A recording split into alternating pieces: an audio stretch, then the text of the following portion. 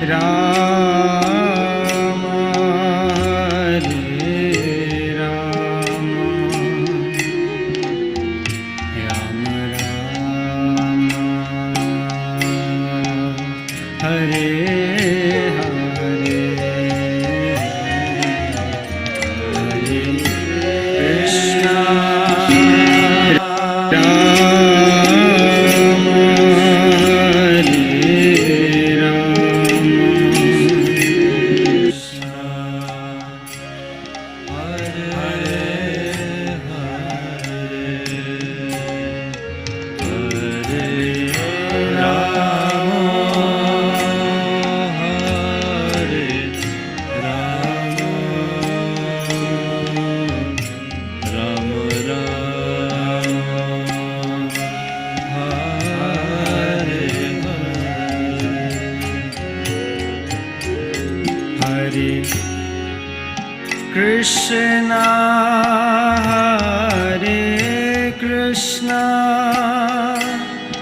Krishna Krishna, Hare Hare,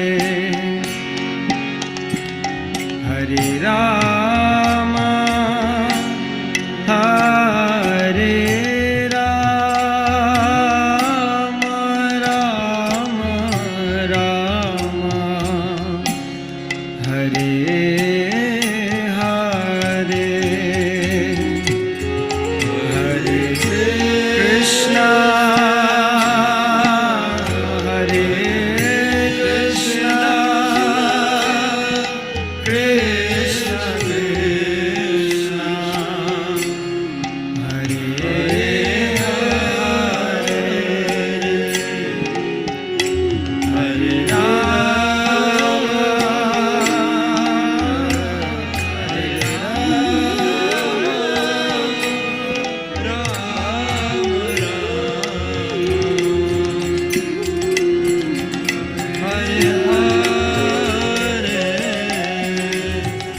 Hare Krishna, Hare Krishna, Krishna Krishna, Hare Hare, Hare Rama, Hare Rama,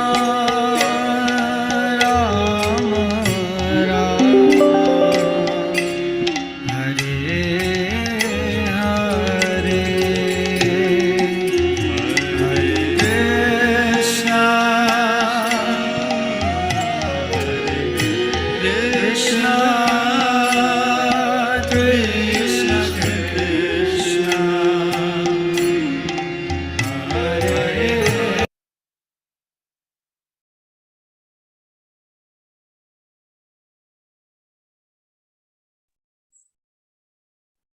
Hare Krishna, dear devotees, please accept our humble obeisances. All glories to Srila Prabhupada. We welcome you to this morning's Srimad Bhagavatam class.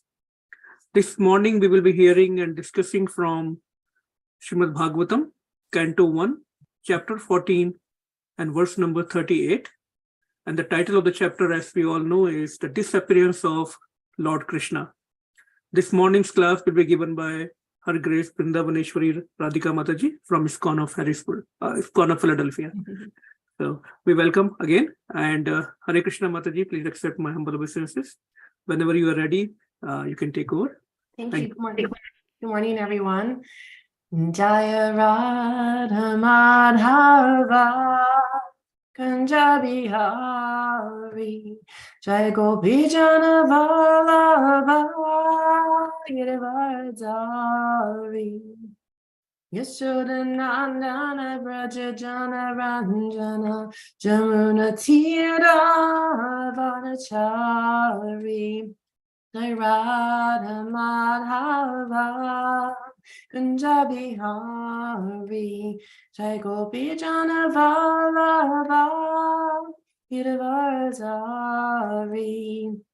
Yashodanandana Braja Jana Ranjana Jamuna Tira Vrindavaneswari, Jai Radha Madhava, Punjabi Hari, Jai Gopi Jana Vallabha, Giridhari, Yashodanandana Braja Jana Ranjana, Jamuna Tira Vanachari, Hare Krishna, Krishna Krishna, Hare Hare. Rama Hare Rama, Rama Rama Hare Hare, Hare Krishna,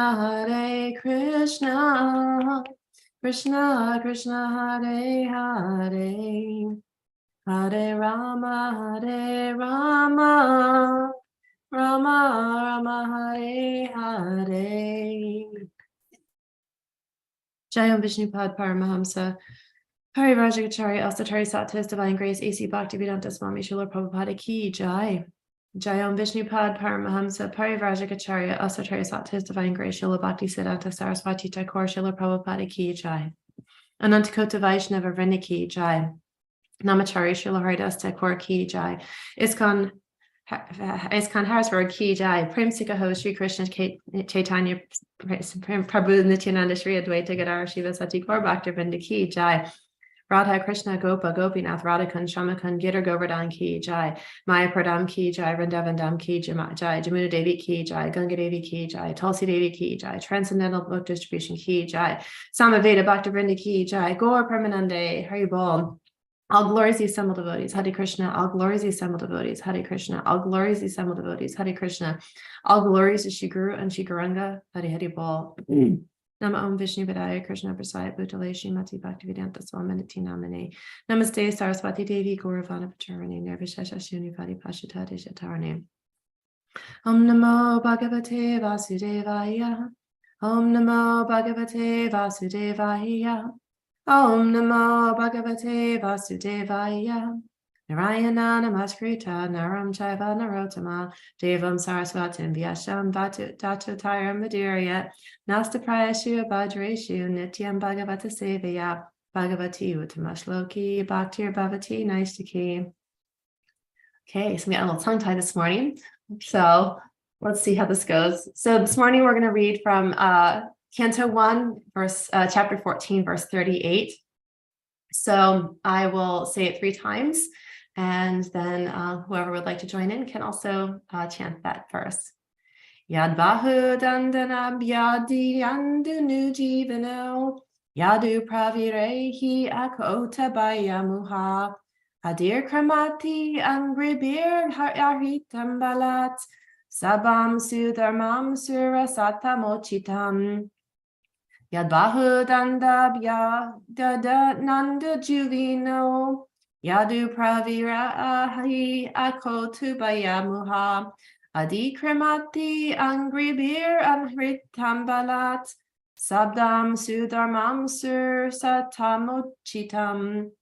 Yad bahu dandab yada yanu jivono yadu pririhahi akobyayamuha Akir Kramati Angribir Anhritam Balat Subam Sudarham Surasata Mochitam. Anyone else? Yadbahudanda Abhyudayanujivanaha Yadu Praviraha hi Akto Bhayamuhu Adhikramanti Angribhi Arhatam Balat Sabham Sudharmam Sursatamochitam. Hare Krishna. Hare Krishna. Anyone else? I know today's a little more challenging. Would like to give it a try? Yeah, I will try. Hare Krishna. Yat bahu tanta bhutayanu yatu pravira yakuto bhaya muhu adhikramantya ankripira hrutam balat sabham sudharmam sura sattamochitam. Hare Krishna. Hare Krishna, great. Anyone else like to give it a shot? It's a good time to practice. Okay, we'll go to word for word. Yat, whose, Bahudanda, arms, Abhyudaya, influenced by, Anujivana, always living, Yadu, the members of the Yadu dynasty, Praviraha, great heroes, he, Akopaya, fearless in every respect, Muhu, constantly, Adikramati, traversing, Angribaha, by foot, Hritam, brought by, Balat, by force, Sabdam, assembly house, Sudarma, Shirat Sattama, the best among the demigods, Uchitam, deserving. Translation and purport by His Divine Grace, A.C. Bhaktivedanta Swami Srila Prabhupada Ki Jai. The great heroes of the Yadu dynasty, being protected by the arms of Lord Shri Krishna, always remained fearless in every respect, and therefore their feet trample over the Sudharma assembly house, which the best demigods deserved, but which was taken away from them. Purport. Those who are directly servitors of the Lord are protected by the Lord from all fearfulness, and they also enjoy the best of things, even if they are forcibly accumulated. The Lord is equal in behavior to all living beings, but he is partial to his pure devotees, being very affectionate toward them. The city of Dwarka was flourishing, being enriched with the best of things in this material world. The state assembly house is constructed according to the dignity of the particular state. In the heavenly planets, the state assembly house called Sudharma was deserving of the dignity of the best of demigods. Such an assembly house is never meant for any state on the globe because the human being on this earth is unable to construct it. However far a particular state may be materially advanced. But during the time of Lord Krishna's presence on the earth, the members of the Yadu family forcibly brought the celestial assembly house to earth and placed it at Dwarka. They were able to use such force because they were certain of the indulgence and protection of the Supreme Lord Krishna. In other words, the Lord is provided with the best things in the universe by his pure devotees. Lord Krishna was provided with all kinds of comforts and facilities available within the universe by the members of the Yadu dynasty, and in return, such servitors of the Lord were protected and fearless. A forgetful conditioned soul is fearful, but a liberated soul is never fearful, just as a small child completely dependent on the mercy of his father is never fearful of anyone. Fearfulness is a sort of illusion for the living being when he is in slumber and forgetting his eternal relation with the Lord. Since the living being is never to die by his constitution, as stated in Bhagavad Gita 2:20, then what is the cause of fearfulness? A person may be fearful of a tiger in a dream, but another man who is awake by his side sees no tiger there. The tiger is a myth for both of them, namely the person dreaming and the person awake, because actually there is no tiger. But the man forgetful of his awakened life is fearful, whereas the man who has not forgotten his position is not at all fearful. Thus, the members of the Yadu dynasty were fully awake in their service to the Lord, and therefore there was no tiger for them to be afraid of at any time. Even if there were a real tiger, the Lord was there to protect them. Om Jnana Timaranja Shyakananjana Shalakaya Chakshar Urmalatam Yena Tashme Shri Gurave Namaha Shri Chaitanya Manobistam Stapitam Yena Bhutale Svayam Rupakadamayam Dadati Svadvatantikam Jaya Shri Krishna Chaitanya Prabhu Nityananda Shri Advaita Gadara Shri Sati Gaur Bhaktivinoda Nama Om Vishnu Padaya Krishna Prasaya Bhutale Shrimati Bhakti Charit Swaminati Namane Snati Chaita Zirbaneta Bhagwanam Charasa Plutam Prabhupada Gata Prananam Bhakti Charapanam. So I'll read the translation again. The great heroes of the Yadu dynasty, being protected by the arms of Lord Shri Krishna, always remain fearless in every respect, and therefore their feet trample over the Sudharma assembly house, which is the best demigods deserved, but which was taken away from them. So there's a couple things in this verse that I wanted to kind of extract. One of them is the fact that we know that this is King Yudhisthira, just inquiring about the well-being of Lord Krishna and all of his associates, and asking this of Arjuna upon his return. And so we're understanding through all of this, we know that Arjuna comes and is very forlorn, very upset when he arrives with King Yudhisthira's court. And so King Yudhisthira is inquiring as to what's happening. So here we're getting kind of the questions of who all was involved, who King Yudhisthira was asking about. And this verse, the great heroes of the Yadu dynasty being protected by the arms of Lord Sri Krishna, we're seeing here how Krishna really was looking out for the Pandavas. And so this is something that, and it's saying that the Sudharma Assembly House. Now, the Sudharma Assembly House is actually, and Prabhupada describes this in other purports and discussions, that the significance of this assembly house was not that anyone who entered it would be freed from the 6 kinds of material pangs, namely hunger, thirst, lamentation, illusion, old age, and death. So that's the Sudharma house. This is the assembly house that was taken away from the heavenly planets and established in Dwarka. So why was this done? Well, only the best for Krishna. The servants of Lord Krishna wanted Krishna just to have absolutely the best things in the universe. And Krishna reciprocated in kind by protecting his devotees. So, this particular section here reminded me of how we adorn the Lord on the altar. We the clothing, the flowers, the garlands, putting on a nice festival for the Lord. These are ways that we try and present something nice for the Lord, because we recognize that in our small human efforts to try and please the Lord, that we want to try and give the Lord the best. But this is not a material experience. This is not a kind of thing where it's our ego involved and we're oh, look at everything that I did. This is an internal process, and this is a very important thing to understand. Is this is all an internal process, that bringing things down for the Lord is because they had such love and devotion for the Lord. They forcibly took the celestial assembly house and brought it to Dwarka for Krishna, because they wanted him to have his pure devotees wanted him to have the best. They wanted him to have Krishna to have all the comforts and facilities available within the universe. And so Krishna doesn't take this lightly. He sees all of these efforts being made by his pure devotees. And the pure devotees are the devotees that are constantly thinking of Krishna, constantly serving Krishna, and attending to Krishna.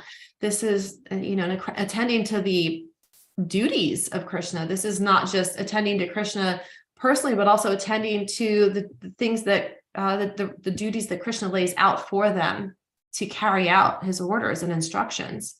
So this, fighting the war, the battle of Kurukshetra. So all of these things, this is his pure devotees are completely surrendered to him and wanted to provide all of the best things for Krishna. And Krishna provides protection. And so this kind of brings us to this next section about being fearful versus fearless. And in this conditioned state, in this material world, there's a lot to be feared. There's so much to be feared. I looked up some statistics about the prevalence of anxiety disorders in this country. And more than 35% of the population has been categorized as having some sort of anxiety. What is anxiety? Anxiety is fear, right? It's fear of unknown, fear of what's to come. And there's the World Health Organization reported about a year ago, that the COVID, the pandemic triggered a 25% increase in anxiety and depression. 25%. That's a pretty significant bump in anxiety. So here we are. We know that anxiety is a real thing. Anxiety comes from fear, this fear of the unknown, this fear of what is to happen. And so with that, how do we free ourselves from fear? Well, we surrender to the Lord, but that's not always so easy, but we try. Now, in preparing for this class, I was really brought to Canto 7, which is Prahlad Maharaj. And Prahlad was completely in surrender to the Lord. He was preaching on, about Lord Vishnu to his classmates, even though his father was an incredibly powerful demon and tried to kill him. He tried to have his associates kill him. This was really, Prahlad was only 5 years old. He was 5. And Hiranyakashipu, his father, was a very, very fearful demon. And he had, he was very, he tried to kill Prahlad by chopping him up and tying him up and throwing him over a cliff, and snakes, and, just putting spells on him. And, there's so many things, poisoning him, exposing him to severe cold and wind and fire and water, and throwing heavy stones at him to crush him. What father tries to kill their son in such a manner? I mean, this is just all what father tries to kill their son, period. I just stop there, right? And then to take all of these extreme, these extreme measures to try and kill his son. But Prahlad was not dying. He was really unstoppable in that sense, because if Krishna is involved, then he's not going to die. If Krishna doesn't want him to die, he's not going to die. And really, he was so much fear that he could have really put in, but Prahlad Maharaj was fearless. And there's a text in it's chapter, it's the 7th canto, chapter 5, text 46. The translation is, although he is very, very near to me and is merely a child, he is situated in complete fearlessness. He resembles a dog's curved tail, which can never be straightened, because he never forgets my misbehavior and his connection with his master, Lord Vishnu. This is Hiranyakashipu speaking here. He's saying, I have used many ill names in chastising this boy Prahlad, and have devised many means of killing him, but despite all of my endeavors, he could not be killed. Indeed, he saved himself by his own powers without being affected in least by these treacheries and abominable actions. I can see that this boy's strength is unlimited, for he has not feared any of my punishments. He appears immortal. Therefore, because of my enmity toward him, I shall die, or maybe this will not take place. So he's starting to think about this, like, wow, something's up here. Something's going on. I've tried to kill this child over and over again. But this child is not only has he not died, he's not in fear of his death. He's not in fear of dying. And so we know that something here is happening. Something here is happening. And in chapter 10, as it's kind of wrapping up and kind of summarizing the story of Prahlad Maharaj and Hiranyakashipu and Lord Nrsingadev, because we know Lord Nrsingadev comes, and we know the story of him ripping Hiranyakashipu, just disemboweling him, which is pretty gory. But Hiranyakashipu was a demon. He was trying to kill a wonderful devotee of the Lord. So in Canto 7, in the 10th chapter, there's a discussion that says, "Oh, my dear Lord, O Supreme Personality of Godhead, you are the Supreme Soul. If one meditates upon your transcendental body, you naturally protect him from all sources of fear, even the imminent danger of death." So going back to today's verse, we know that he is protecting the Yadu dynasty. He's protecting all of the devotees there, because they are his devotees. And he says, Prabhupada says in purport, a forgetful, conditioned soul is fearful, but a liberated soul is never fearful, just as a small child completely dependent on the mercy of his father is never fearful of anyone. So how can this be that we find ourselves in a situation we may become fearful? What is the one thing that is the greatest of fears? Is death. Death is the greatest of fear, and the next one down there is probably loss. Okay, losing something, losing a loved one, losing wealth, losing our position in this material world. And so we have these things in this material construct that keep us locked in to this fear of loss, including our loss of our own lives. But here, it's, right here it says in the 10th canto, or I'm sorry, in the 7th canto, 10th chapter, my dear Lord, O Supreme Personality of Godhead, you are the Supreme Soul. If one meditates upon your transcendental body, you naturally protect him from all sources of fear, even the imminent danger of death. He's not protecting us from death. Death is a given. Death of the physical body, the material body is a given, but the soul never dies.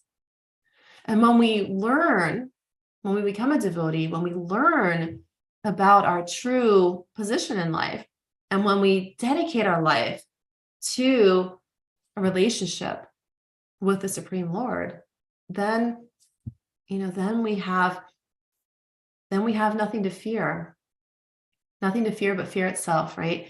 So it's really, we want to not fear. Fear, it's nothing to fear but fear itself means that we should not, if we start to fear, then that means we're getting pulled away from the relationship with Krishna. We're getting pulled away from that surrender, getting pulled away. So fear can pull us down. Fear can take us away from the trust, from that relationship. But the more that we engage in this relationship with the Lord, the more that we can have assurance that Krishna will protect us. He will protect us, but we can have assurance of that, which relieves the anxiety. Now, Prabhupada referenced in this purport Bhagavad Gita 2:20.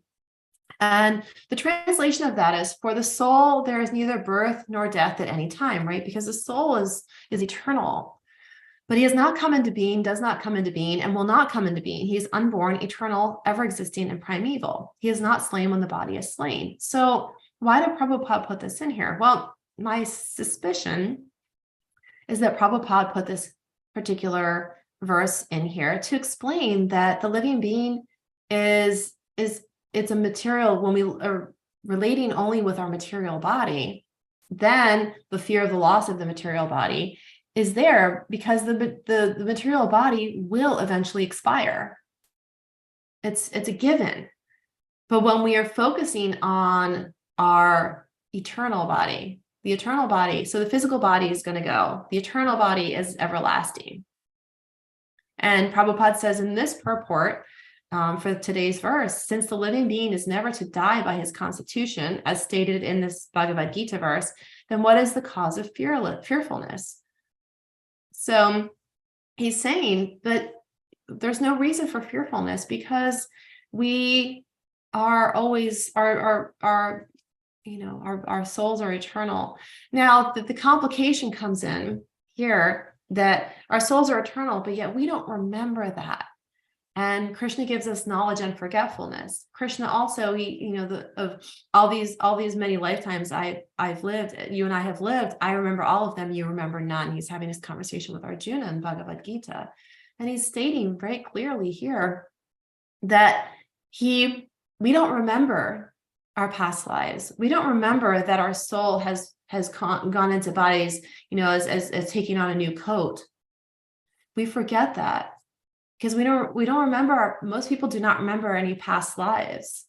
They just remember this current one, and they have a hard enough time remembering the current life. I can barely remember what I did last week, right? So we have a hard enough time remembering this current life, let alone past lives. And why don't we? Krishna gives us this forgetfulness because we don't have the Shakti, let's say. We don't have the power and ability to hold all of that. It would drive one mad to know all of the things through all of the different lifetimes. Imagine trying to reconcile all of that in a brain, in the material brain. Only a great presence, a great entity like the Lord could possibly hold all of that, could possibly even be a vessel for that degree of knowledge and understanding of all of the past lives. And he's holding that for all of us, not just Krishna remembers all of his own lives. He remembers all of our lives, past lives too. Yet we forget. We forget. And that's not, that's intentional. That's by design. So what do? We pray that we've engaged in each lifetime, we engage in, hopefully in spiritual activity that in the next lifetime will carry through to our life, and that we will pick up from where we left off. And so we have this opportunity in each lifetime, hopefully to build on our spiritual relationship with the Lord, to build our, as you know, the analogy used over and over again, but to kind of continue to build up our spiritual bank account. And so with that spiritual bank account continuing to grow and increase in value, this also will increase our dependence on the Lord with each lifetime. And hopefully that this is the lifetime, you know, Prabhupada says, just dedicate this one lifetime to Krishna. Give it a try, see what happens. And what does that mean? You know, I've been, personally meditating a lot about this the past week or so, in terms of our goal in life. Like, what is we have jobs, we have families, you know, we have a home to take care of. We have so many things in this material life that may pull us in different directions. Maybe we've gotten advanced degrees and you know, have desire to advance in a certain profession or advance oneself in education. And make a little bit more money, just to have a little bit more comfort, a little bit more money to set aside for retirement. And so all of this is to kind of better our material situation. But on a spiritual level, that's fine, right? There's nothing wrong with looking to better our material situation to a point. But in Nectar of Instruction, actually in Sri Ishopanishad more specifically, Prabhupada, you know, in Sri Ishopanishad, it's very specifically stated, we should only take what we need and not much more. So if we live a simple life, the simple living high thinking, if we live a simple life and we keep space in our life for devotional activity, this is the really the crux of it. And how do we simplify our lives to a point where we can really focus on not just devotional activity where it's just actionable, but devotional activity is also, like I said, it's an internal process. And I'm a very big proponent of focusing on the internal state, because I think the external development of bhakti is it's a given, right? We all can get pulled into doing service at the temple, or you know, making prasadam, or helping with the deity service, or book distribution, or fundraising, or festivals, you name it. I mean, there's so many different ways that we can get pulled into doing kind of that service, the physical service for the Lord. But what's the internal climate? And what really brings us to this point of surrender and fearlessness? What's going to really bring us to this point of fearlessness is a deep meditation on the Lord. And a deep meditation of the Lord comes when our mind is not so cluttered with activity. And over time, as we become more fixed in our ability to really meditate on the Lord, right? Over time, then we can, you know, the activity can integrate with that and not become such a distraction. But in the early parts, having this very dedicated time to meditate on the Lord, this is why is critical. This is why Prabhupada gave us japa. You know, this is why Prabhupada gave us this opportunity every morning to chant. And I talk a lot about japa in my Bhagavatam classes, and it's because I can't state enough the importance of it.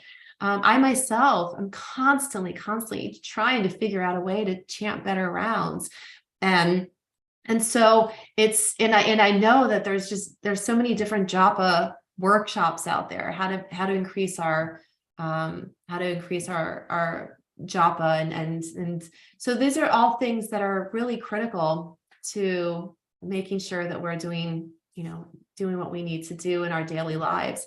So in looking at Prahlad Maharaj, how did he become so surrendered? Well, he was born that way. He was born that way.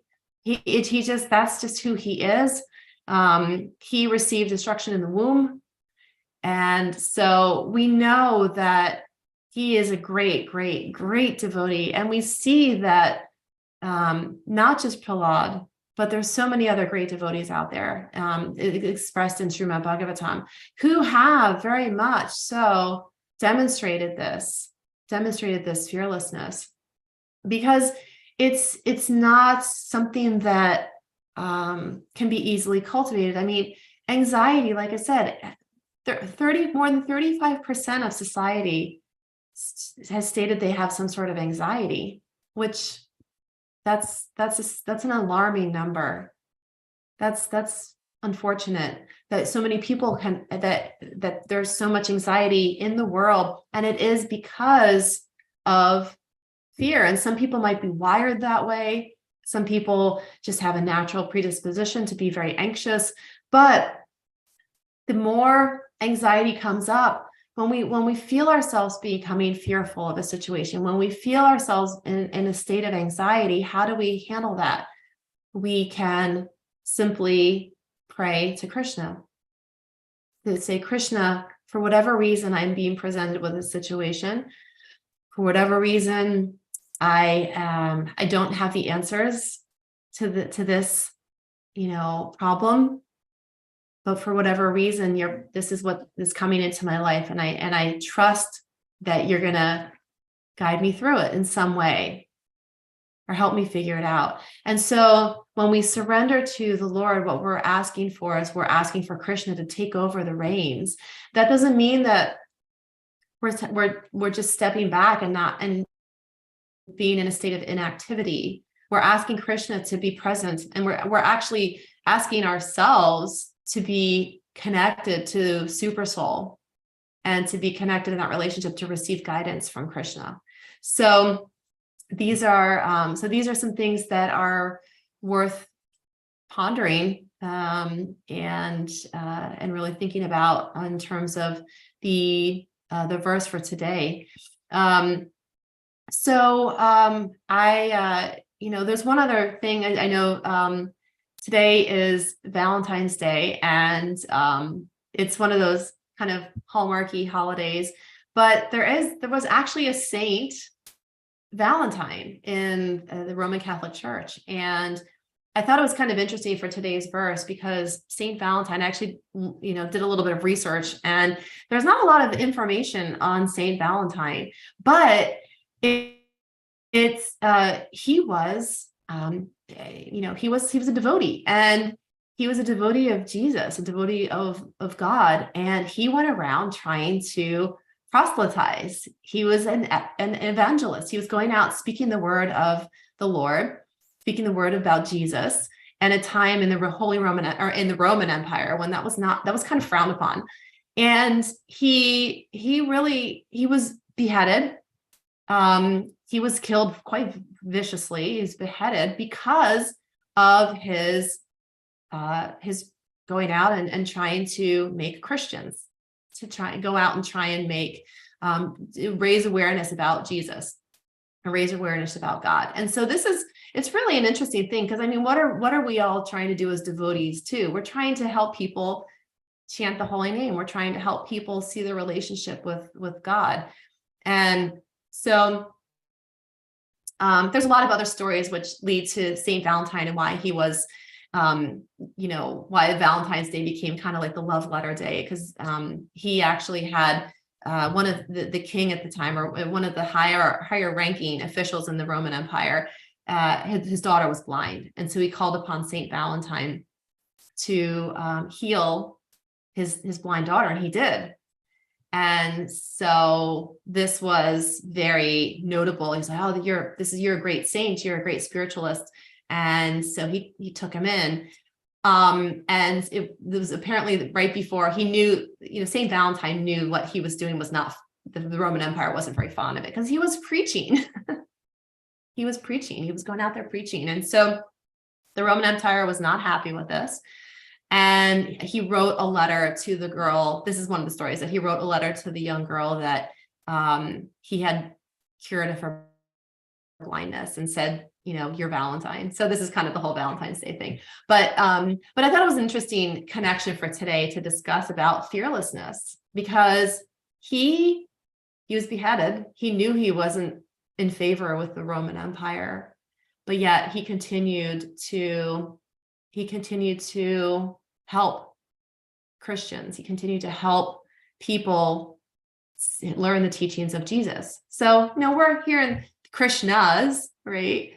But the Christians and the Christians are, everyone's just trying to get the name of God out there in some way, form, or fashion. Jesus, Krishna, so there's so many different religions that are so many religions that are trying to really get the word out about God. And this is Hare Krishna, the Maha Mantra, in my opinion, is one of the best ways to do it. Serving prasadam, going out there, but being fearless in our hearts to know that when we introduce someone to Krishna, when we introduce someone to the holy names, that it will only help them. And so this fearlessness of sharing the holy name, this fearlessness of going out and helping others develop a relationship with Krishna so that they can relieve their anxieties, right? So we can help with this anxiety epidemic, which is really, it's an epidemic of mental health problems in this world. And, yes, we can throw a lot of pharmaceutical drugs at it. And it's not to say that those can't help some people. Some people have some very serious conditions, but we can also help by helping them develop a relationship with God and learning and understanding ways to free oneself of these anxieties, of these fears. And it takes time. It's not an overnight process. It's not like someone should just throw away their medication and say, I'm going to chant now. That's not how it works. It's a gradual process. And Prabhupada said it over and over again. This is a gradual process. This is not an overnight thing. So for the very rare soul, it may very well be an overnight thing. And that's amazing. For the average person, it may take some time, but we put the effort in. We put the effort in by knowing that our primary responsibility is here. It's our chanting, That's our primary responsibility is to chant and remember and to pray. And everything else, we take care of our material life, but everything else will start to fall into place. So I'll end it here. I know we have a small class today. So, and we can end early. That's totally fine. But does anyone have any questions, reflections, insights, corrections? Because I make lots of mistakes, God knows. So. Thank you, Mother. What a powerful class. Talking about fearlessness, it's always powerful because that is one of our heart's weakness that always pulls us back, whether it is material life or spiritual life. Thank you for these wonderful points, Mother. Devotees, if you have any questions, any comments, you can unmute yourself. You can type on the chat box. You can raise your hand, and we can participate in some discussion for next 5-10 minutes. Yeah. And when you were talking about fearlessness and such wonderful points, I was thinking, yes, I mean, no one has to take any words or have to really believe on anyone, but when we really chant and complete our rounds, japa in the morning, we can see how beautifully our whole day goes. We are not fearful of anything. It's a personal experience, and I'm sure a lot of devotees have this experience. Another thing is, like I was thinking, in our movement, preaching, going out for Sankirtan, the book distribution that devotees are doing, that's a symptom of fearlessness in the devotion of God. So very, very nice points, Mataji. Thank you for that. Yeah, thank you. It's, I'm definitely I'm not a book distributor. That's never Neither me, neither been me. very good at that at all. And I just am in awe of the devotees that go out and do that. I think it's amazing. I'll plop down in the middle of a park and do kirtan, but I just am not a book distributor. And I think that's, to actually put the words in someone's hand is so powerful. The book distributors are getting so much mercy for the work they're doing, because it does take a lot of fearlessness to do that. And I'm not there. I just feel so sheepish about approaching people in that way. And I just really admire that quality in devotees that do that service. So if anyone down here does book distribution, my hats off to you. I think it's wonderful, wonderful thing to do. Yes, absolutely. We have Nitya Gopal Prabhu, Prasad Havade Prabhu. It's fascinating to see book distribution teams doing these services. It's not easy, like you said, in front of strangers. It takes a lot of power to do that. Same with the kirtan teams, just sitting in the middle of anywhere and just chanting the names of God in the middle of the strangers. So very, very encouraging and inspiring services these are. Yeah, it's beautiful. Yeah, I heard few senior devotees or spiritual masters, they say book distribution is also Gopi Bhav. That's why, because you're always, on the verge of getting rejected. Yeah. It's so true. It's so true. Yeah. So does anyone have any other thoughts or comments or want to jump in? So we have some book distributors here, you said? Yeah, we do have. I think Nitya Gopal Prabhu is there. I know Varsha Havade Mataji is there, but her husband Prasad Havade Prabhu and the whole family actually. And Rukmini Mataji, they are very, very responsible in these services for ISKCON of Harrisburg. I don't want to put anyone on the spot, but would anyone like to share a story about book distribution? Because I just think it's great. So Nitya Gopal or Harsha, either of you? I know Nitya Gopal Prabhu is a little busy today, but he's probably on the listening. Probably just listening. Yeah, I know how that is. Sometimes I listen to Bhagavatam class while I'm running.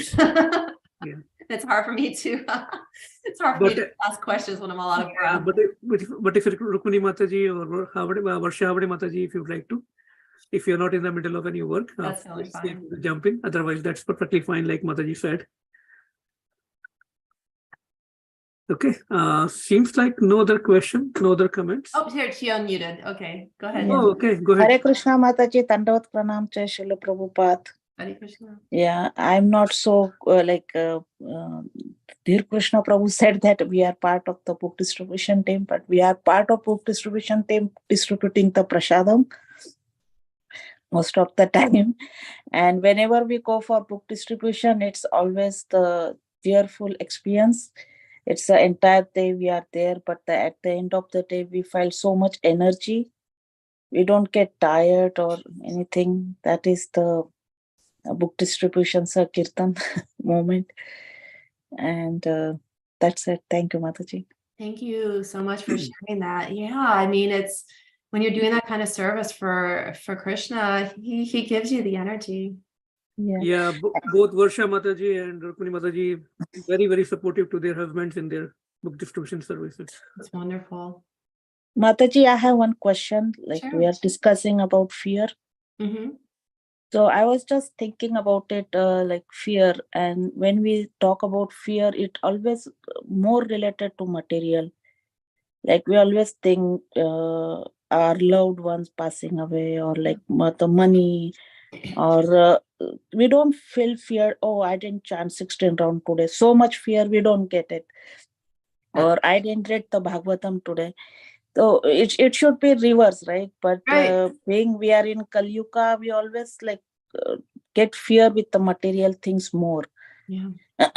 So how we should address that thing, Mataji? I know attending the class and so much we keep ourselves in that moment, we should think more about the spiritual world than material world. But in Kali Yuga, we always falls down, and if something happens, we always think about the material thing first, then the spiritual thing.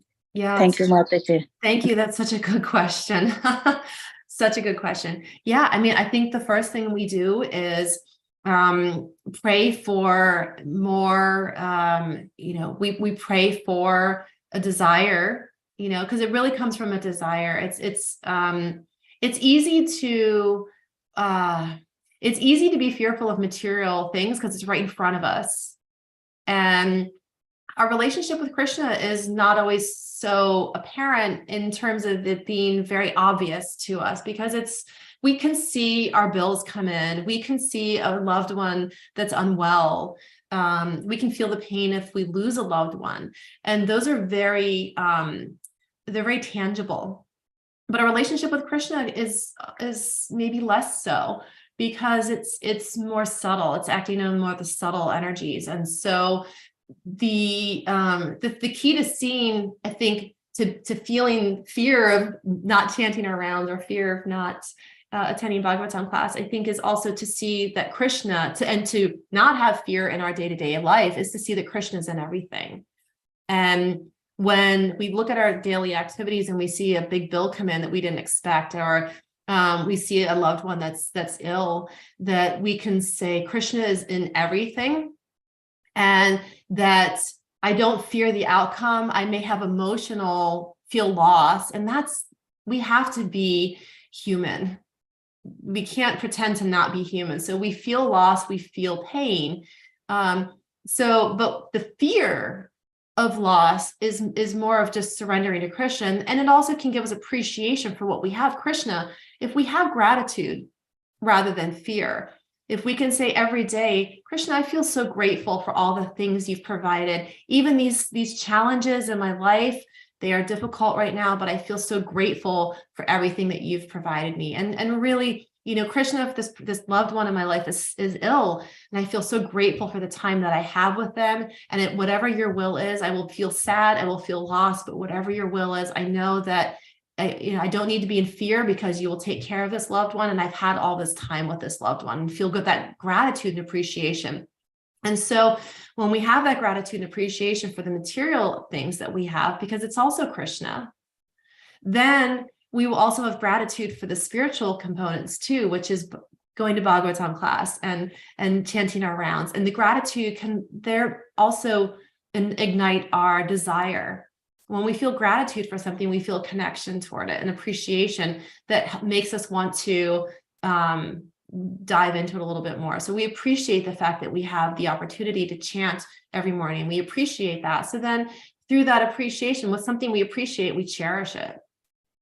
And we appreciate Bhagavatam so much. We are grateful to Krishna for giving each other the association. If we appreciate it, we cherish it, and we'll naturally be drawn toward it. So this is getting rid of fear in all levels, because it's more about cultivating an understanding that Krishna is in everything, and that because of Krishna in our lives, that we have a deep gratitude for all that he's given us in all aspects, spiritual and material. Does that make sense? Does that help? I don't know, maybe it doesn't. Yes, Mataji, thank you. Yeah, Hare that's Krishna. really good question. That's just my perspective. I am one of bajillions out there that have perspectives. That's just my point of view. And also we have our spiritual master too, that when we are initiated, that our spiritual master gives us instruction. And so it's maybe transitioning it from that to say not a fear, but it's like, I want to chant my rounds because I made this promise to my spiritual master. I want to go to class because I made this promise to my spiritual master. And so it's also looking at that relationship, which is maybe more tangible, to say my spiritual master, I made a promise to him. And that keeps me going some days when I'm right on the edge of not finishing my rounds. I'm like, what would my Guru Maharaj think? I promised my Guru Maharaj that I would try so hard to chant rounds every day, and I would do my 16 rounds. And I made that promise to him, and I want to keep it. And so that's a different perspective. No, that's absolutely a fantastic question. I mean, we all go through that. Yeah. But Mataji, the point you mentioned just now, that is very important, because when we get these miseries or these troubles in life, because of our ignorance, I can say, or not lack of full understanding, we don't go to the root of the problem. If we go to the root of the problem, it all boils down to, everything is trying to push us towards Krishna, to the spiritual life. And that last point, I really like it because that is always helpful. When a spiritual master is in our life, he will tell us why we are suffering. He will make us realize. We read it, we hear so much, but he will, through the services, he will make us realize that why we are in this situation, why we keep on getting these troubles and miseries. And then he will direct us to the services like chanting, reading, hearing, and other practical services that makes us free from these miseries step by step. So I think that is a very practical point. Thank you, Mother. Thank you, Varsha, for great questions. So Yes, absolutely.